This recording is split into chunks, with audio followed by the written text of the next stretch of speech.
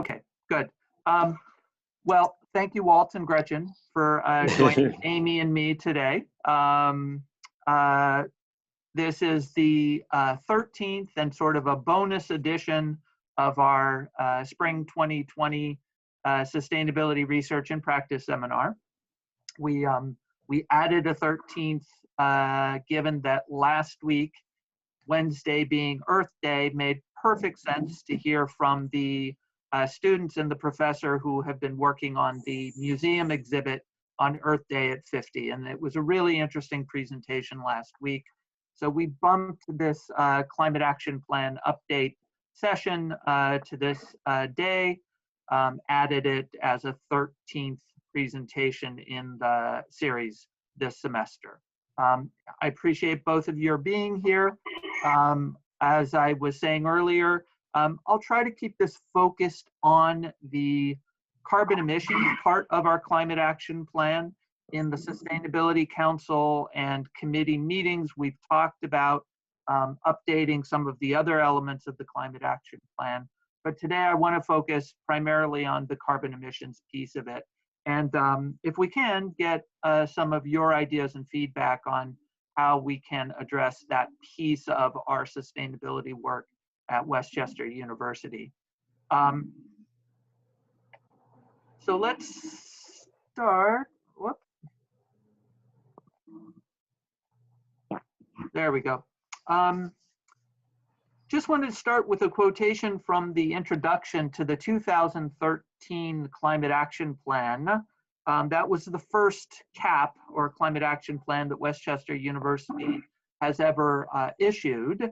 And in the introduction, it said, "What follows is the plan Westchester University has developed for becoming climate neutral, including efforts to make sustainability and climate change part of the educational experience of all Westchester University students. Much challenging work remains, but Westchester University is proud to join institutions of higher education in this important work."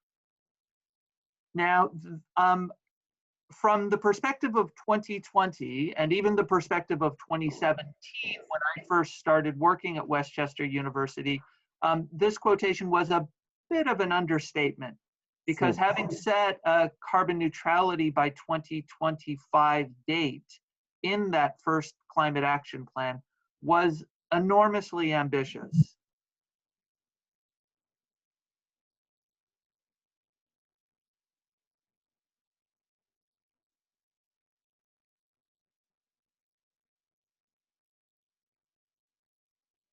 That is ambitious objectives for the climate action plan. I hope you can hear me. I'm getting a message that my internet is a little unstable. Can you still hear me? Yeah, you froze for a moment, but I can hear you fine now. Okay, at least good. I can. Great, thanks.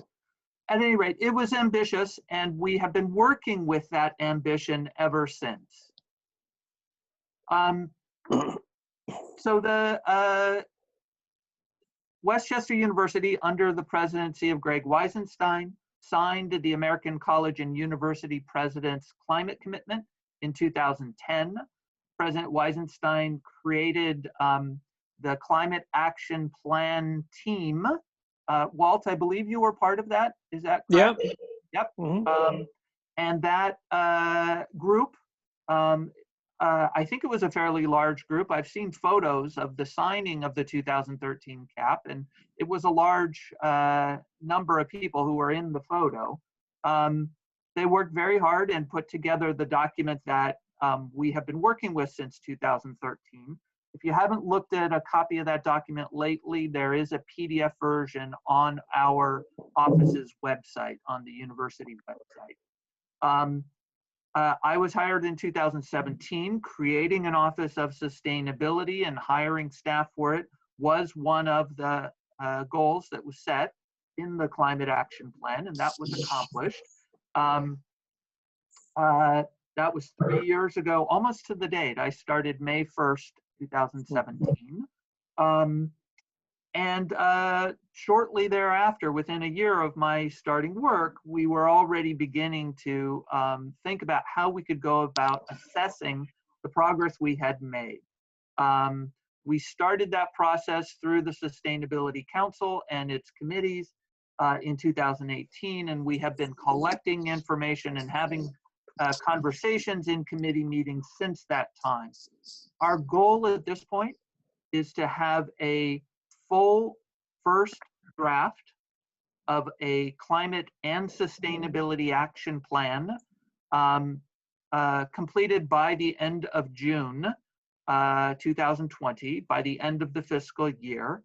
And then we will spend time in the summer, late summer and fall, finalizing that document. And finalizing it will require us to do some public outreach efforts, both online and hopefully in person, if we're back on campus, and to work with President Fiorentino and the cabinet to make sure that the work we are doing and the proposals we are recommending fit with the overall strategic goals of the university and have the support of President Fiorentino and his team. So some important questions that really guide the work we've been doing are: what have we accomplished in terms of achieving carbon neutrality? What have we accomplished in terms of other sustainability goals in the Climate Action Plan?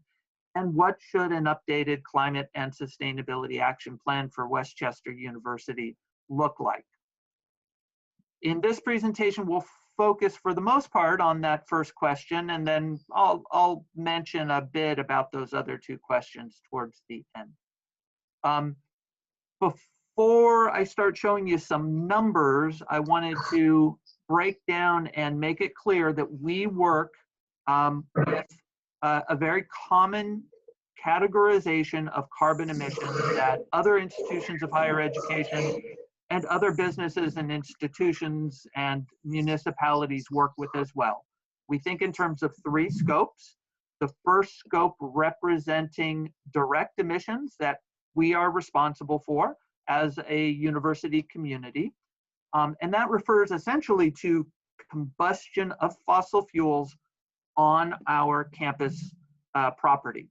So that all the natural gas and heating oil that we use to keep our buildings warm, the gasoline and diesel that we use to fuel our vehicles on campus, all of the grounds departments, small machinery, and including refrigerants and other chemicals that have global warming potential as part of our HVAC system. Scope 2 refers to indirect emissions from primarily the electricity that we purchase.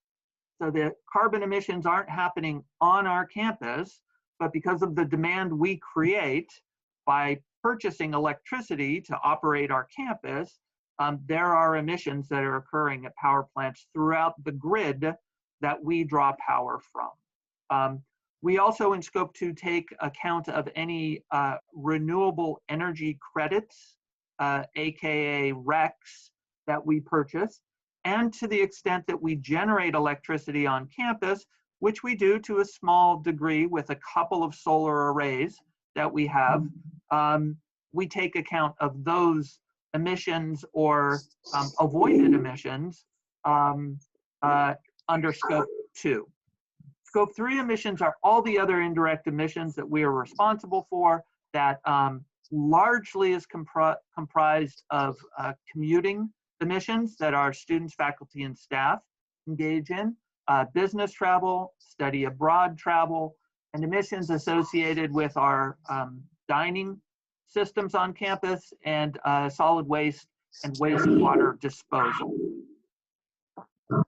So it's important to keep those emissions in mind as we think about the emissions that we are responsible for. So let's take a look at some of the progress we've made in terms of getting towards carbon neutrality. This graph is a little bit old right now. We do have updated data that takes us through fiscal year 2019. Numbers for 2018-19 look very close to what we have here for 2016-2017. we haven't changed a whole lot since 2017. But this chart actually looks quite good. It shows that we, between 2010 and 2017, reduced our total carbon emissions that we are responsible for by almost 20%. And that was during a time period at which our building space on campus increased by about 18%, and our student body increased by about that percentage as well.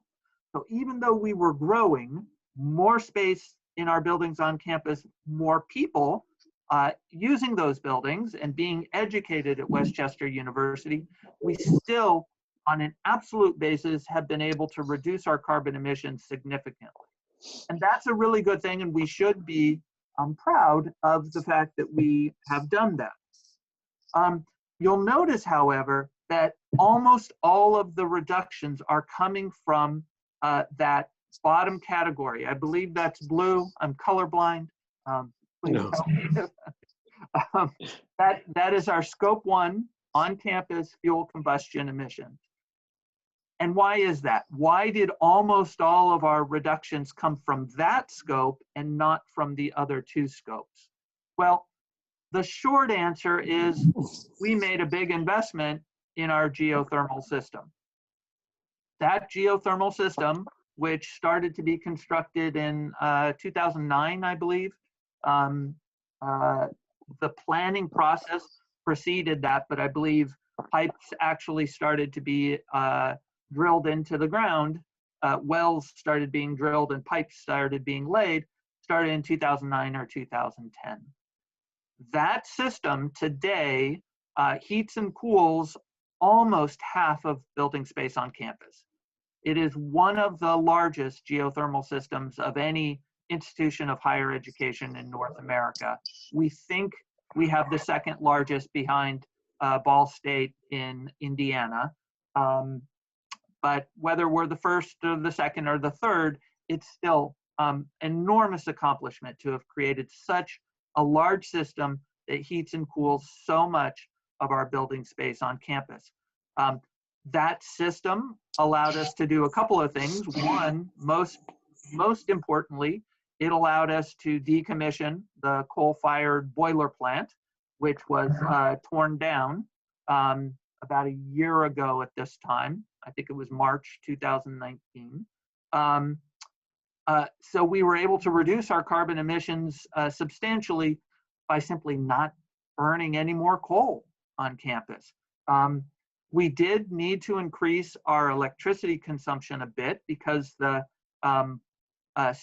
geothermal system does require energy in the form of electricity to pump water through the systems and to operate the heat exchangers that are installed in the basements of buildings around campus. But the overall balance of carbon emissions associated with our older system and our newer system is far in our favor. We've been able to reduce our carbon emissions substantially, and that's a really good thing. There are some other things the university has done that has contributed to this reduction in scope 1 emissions, and that has to do with energy efficiency upgrades that the university has invested in.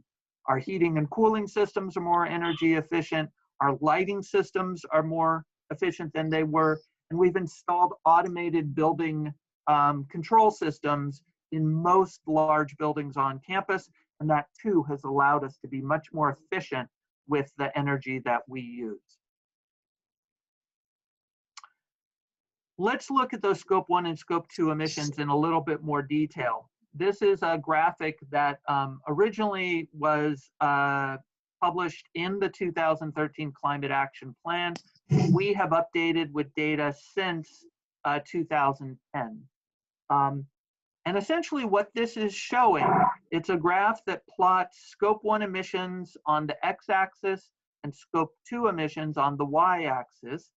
It shows us what progress we're making towards zero carbon emissions related to these 2 scopes.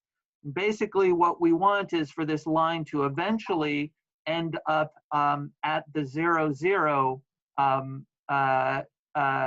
intersection at the bottom left of this chart. But the fact that in 2000, 2007, 2008, 2009, we were on the far right quadrants of this chart, and we have been steadily moving towards the left, towards zero Scope 1 emissions, shows that we've been doing a good job. And in fact, the overall progress has slightly been for lower Scope 2 emissions as well, less electricity use than we had been using in the early 2000s. This is all really good. This shows that we've been making good progress. I do want to highlight, however, one thing which is really interesting to note, and that for this graph, we've been using data that is considered location-based. What does that mean? Well, we can calculate our carbon emissions based upon where we get our electricity or where we purchase our electricity. And those are two slightly different things. This is a map showing the subregions of the electricity grid in the United States. And you can see that we're off on the East Coast under the grid that is referred to as RFCE, for RFC East. And essentially what that means is the electrons that are transmitted to Westchester University's campus are generated within that sub-region. So all of the nuclear power plants, all of the coal-fired power plants, all of the wind farms and solar energy and natural gas fueled power plants are contributing electrons to our grid that we take off to use for our electricity needs. We do something, however, that a lot of institutions do, in that we purchase what are known as renewable energy credits. So since at least 2016, and I believe it actually goes back much farther, I have a call into our energy projects manager in the facilities division to get data going farther back than 2016. But since at least 2016, we have been purchasing RECs. And what that means is that we are buying the right to claim the environmental benefits of electricity that is generated through renewable means in other parts of North America. So we pay a fee to be able to claim the environmental benefits of wind and solar energy that is generated. We actually don't know where, for the most part. Those renewable energy credits are sold to us as North American renewable energy credits. 1 year, we actually purchased credits that identified that they were coming from a wind farm in Manitoba. What that means is that we can also look at our progress in terms of a market-based allocation. And if you look at this graph, I'll go back so you can see the difference between these two graphs. You can see that in the more recent years, we are showing that we are responsible for much less in the way of Scope 2 purchased electricity, metric tons of carbon dioxide equivalents, right? That 2019 figure, in fact, is because in calendar year 2019, the university contracted to purchase 100% of our electricity use through renewable energy credits. That 2019 is reflecting the fact that we only half of our fiscal year fell within calendar year 2019, right?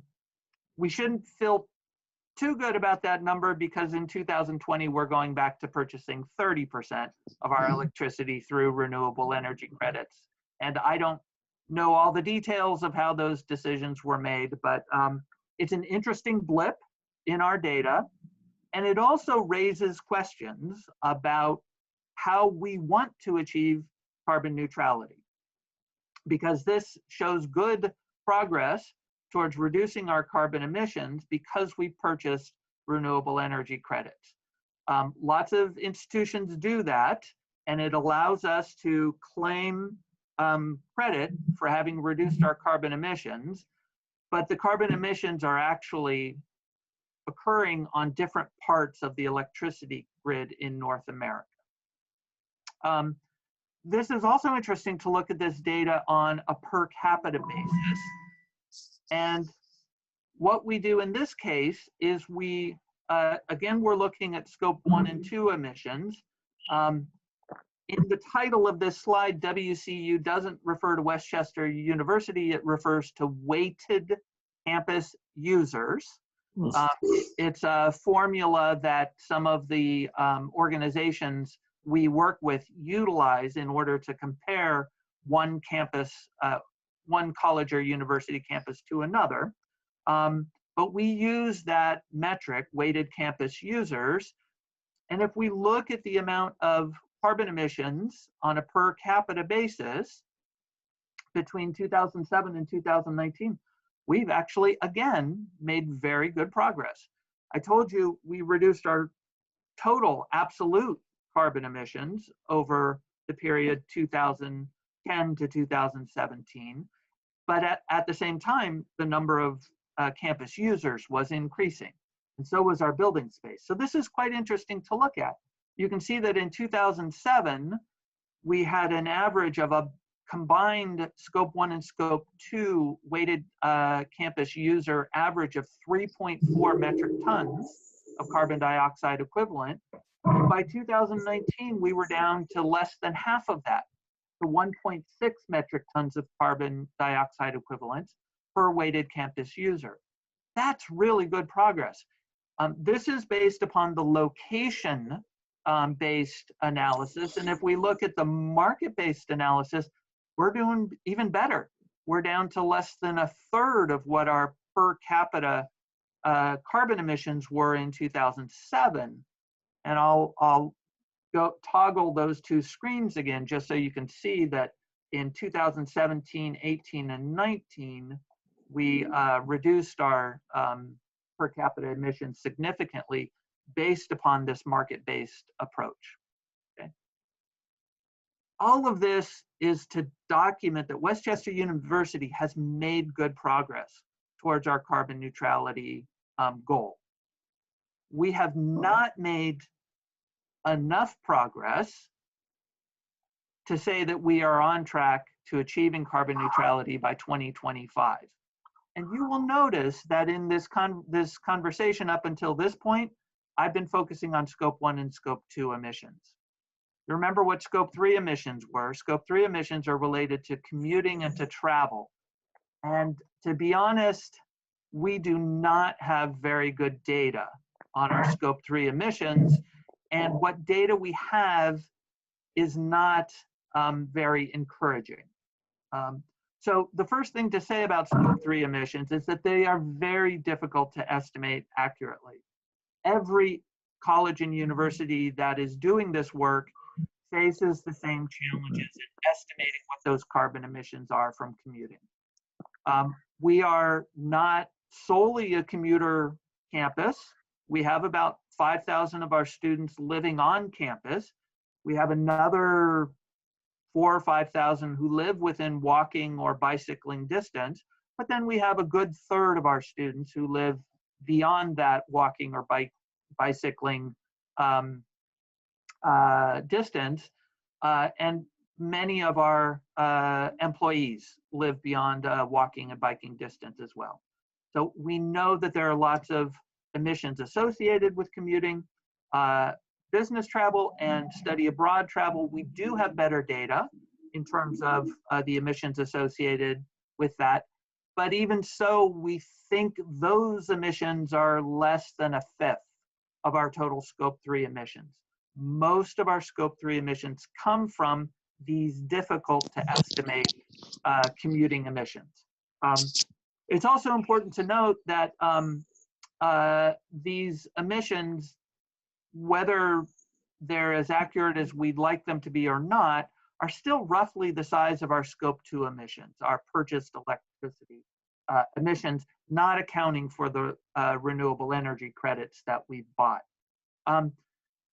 The last 2 years, we have conducted commuting and parking surveys on campus, and so we have a little bit more confidence in the data for the last 2 years, but you can see we don't show significant change from one year to the other. That modest increase of 112 metric tons between 2018 and 2019 is within the range of error for our analysis. So we're concluding that it's essentially unchanged over that time. Why is it unchanged? Well, in part because we don't have a lot of good levers for reducing our carbon emissions in terms of scope 3. So there aren't that many of us right now. What I wanted to do at this point, though, was pose this question to the audience. What options do you think we should be considering to reduce scope 1 emissions, which is our on-campus combustion of fossil fuels? In the Sustainability Council and in some of the committees, we have talked about this question, and I will share some of those proposals with you, but I'm wondering if, from your experiences and what you know about our challenges right now, if you have some specific ideas that you hope we are going to include in our updated climate action plan in terms of addressing scope 1 emissions.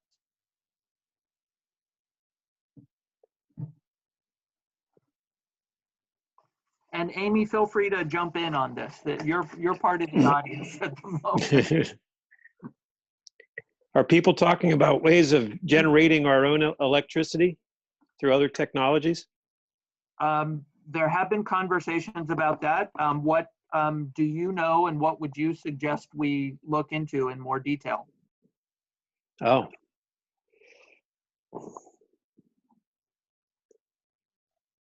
Well, of course, what comes to mind is more solar panels or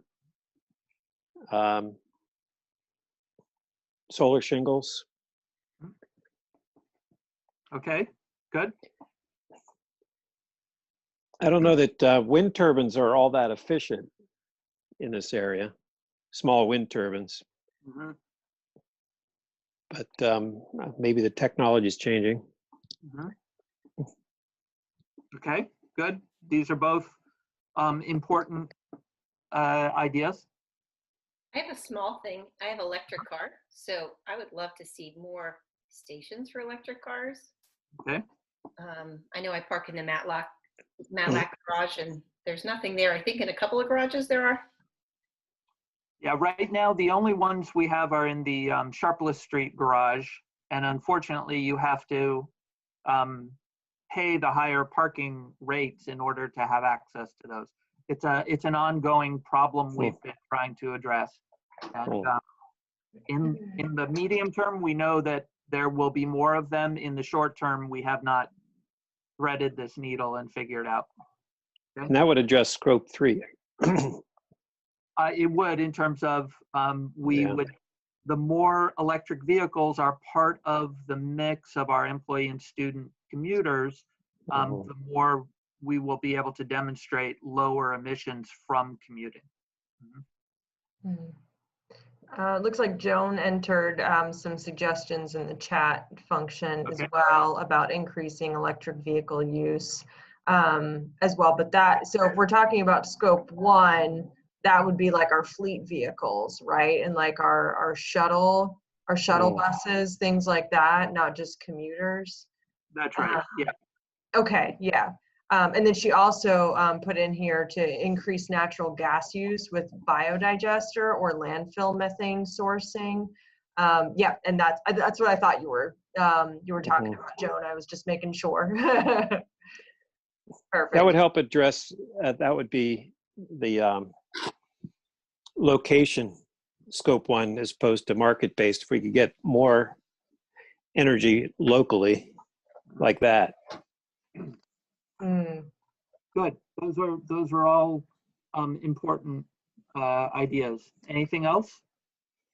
As far as like the heating and cooling go, I know that there have been conversations about expanding the geothermal, system that we have to, just continue to bring more buildings, incorporate more buildings into that. I think that that's something that would be nice to see happen. Yeah.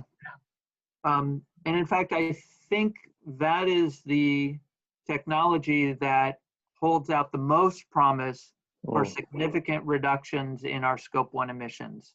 Because the more we can transition our heating and cooling to electricity-based forms of heating and cooling, which a geothermal system is, the more we can then purchase our electricity from renewable sources. And every electricity-based heating and cooling system that we are able to install can replace systems that combust natural gas and heating fuel. And that's where a lot of those Scope 1 emissions continue to come from, is from natural gas and heating oil. To a lesser extent, the gasoline and diesel that our vehicles use, and that's where the idea of electric vehicles and making them a bigger part of our motor pool of our university vehicle fleet can help. Okay, so let's go on to Scope 2 emissions and opportunities there that we should consider for reducing our carbon emissions.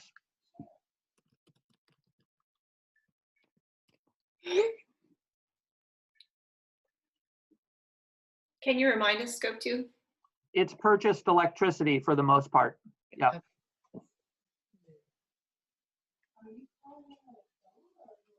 Were we just talking about that and you're going back to 30%?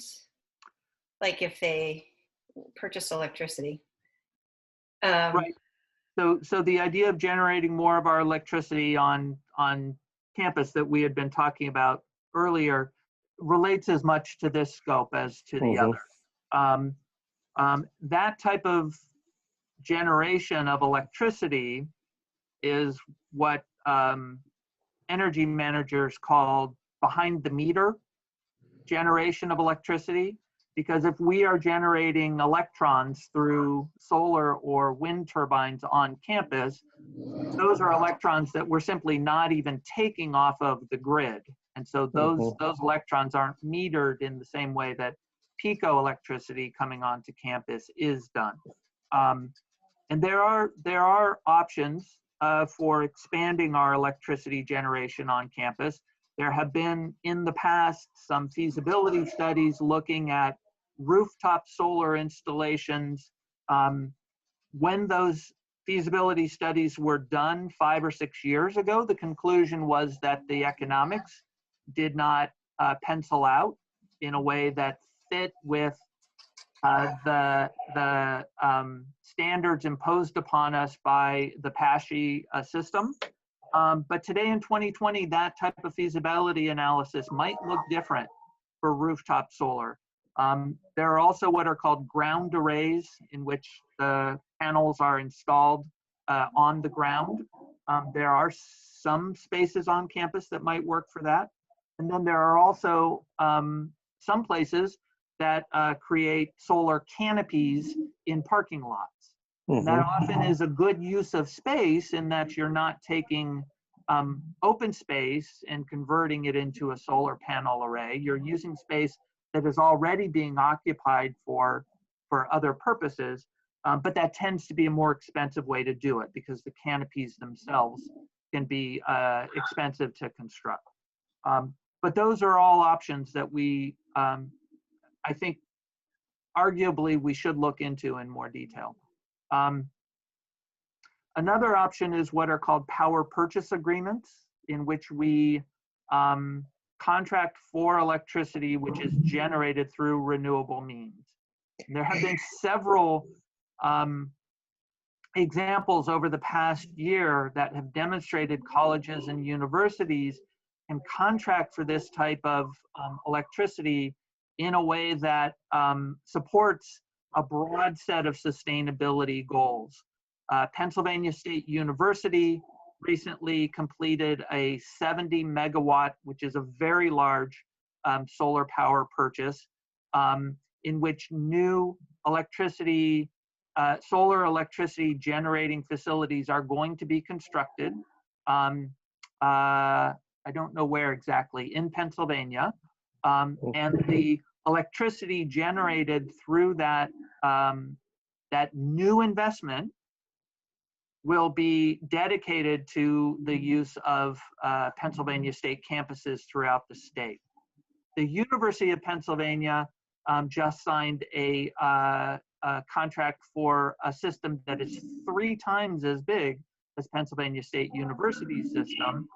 And they too are going to be contracting to create new solar electricity generation capacity, which is what you hope will come from your commitment to purchasing renewable energy, is that it will be new capacity to help green the overall electricity grid. Our university has had some conversations with a couple of other PASHE universities, as well as someone from PASHE headquarters. We haven't arrived at the point where we are committed to moving forward with this type of renewable energy power purchase agreement, but there does seem to be support within PASHE, both at the headquarters and amongst some of our sister institutions for pursuing this. I'm glad you brought that up, Brad, because I thought there had to be something different from REX. And that this is more of a long-term investment that I think is really worth pursuing. Yeah, I'm glad to hear you say that. Yes, Pennsylvania State University, I think, provided a really interesting model because they not only set up their requests for proposals to procure electricity from 100% renewable sources. They specified that it would be at a cost that was no higher than the systems they've currently been using. And they were very clear about the environmental and community impacts of the newly invested, the newly created solar electricity generating systems that I think is a good model for how we might do it as well. Because they weren't just focusing on the economics and the energy side of it, they were also focusing on the larger environmental and community impacts. Yeah, sounds good. I don't want to go too much beyond what I said, so let's quickly talk about Scope 3 emissions. So these are commuting, these are business travel, these are study abroad travel, landfill, and wastewater for the most part. Well, I think the statistics are going to show that that's really gone down this year. They will. We're not going to, we can't claim that it was because of anything we did, but exactly. The emissions will be down. That's true. Yeah. As far as like, landfills, go, I think that, finding ways, which I know that the Sustainable Food Systems and Green Spaces Committee has been, working on contracting to get pre-consumer food waste composted. I think it would be really nice to be able to move to a more sort of, comprehensive pre and post-consumer food waste composting. I think that would probably make a huge impact.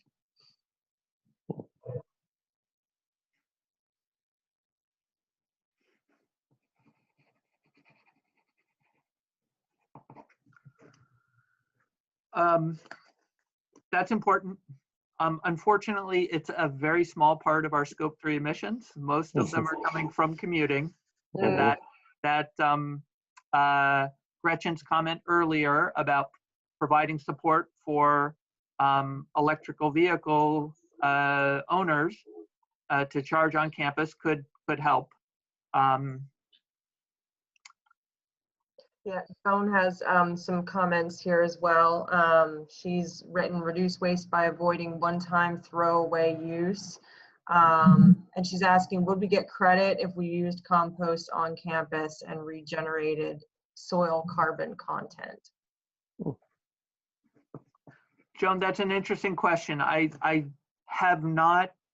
can't recall having seen that another university did the calculations for avoided carbon emissions or offsetting carbon emissions in that way, but it would be worth looking into, as it would be worth looking into the value of our campus trees to our carbon emissions. I also think that realistically, as far as commuting goes, you know, as great as it would be to, you know, imagine a future where everybody has an electric car in the next few years, I don't see that being something that, you know, I can envision a huge population of Westchester being able to, you know, afford, you know, or make that transition from like a gas vehicle to an electric. And I think that focusing on, as sick as everybody already is with sort of the online, you know, social distancing, work from home, study from home kind of thing, it seems like that pursuing something like that could make a really big impact in that area more immediately than, you know, maybe while infrastructure is built up and while people are transitioning to electric. But I know that time is of the essence. So yeah. Okay, all these comments are helpful. The commuting piece of it is for the foreseeable future is going to be the toughest piece for us to deal with, particularly in that because of the pandemic, we're seeing reasons to reduce our sharing of space, which is a big part of most transportation demand management policies, encouraging people to use public transit, to carpool, to ride share.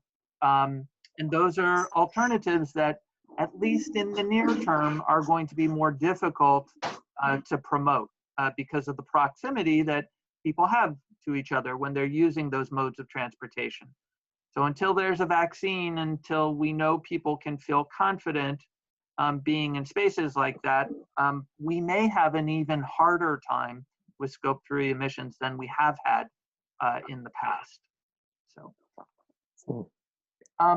we're up to almost 12:50, so I don't want to go too much longer. I'm just going to go through a couple last slides to remind you that these types of questions are ones that we are addressing in the Sustainability Council, committees.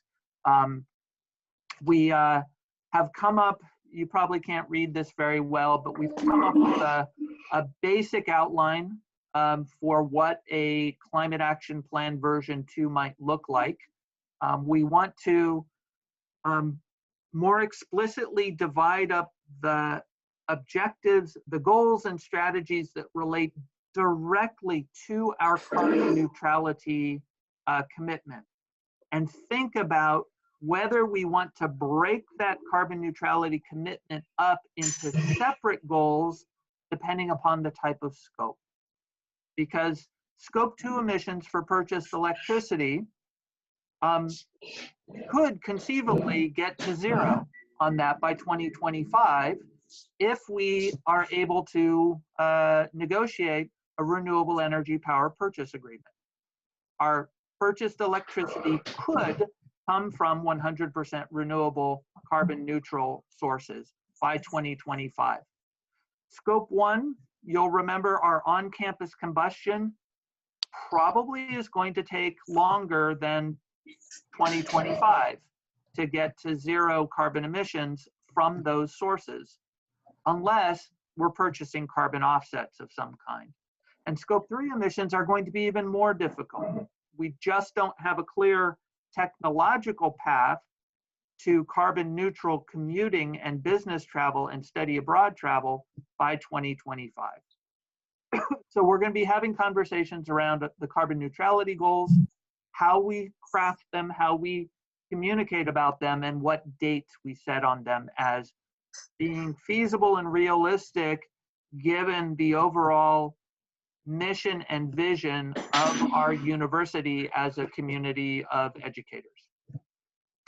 Then our sustainability goals, we have talked about breaking them up in the way presented here with 6 separate chapters, but we may decide that we want to add a 7th or an 8th. We had a conversation in the Campus Tree Committee meeting earlier today where it may make sense to pull out the green spaces part of our Climate and Sustainability Action Plan as a separate section of the document.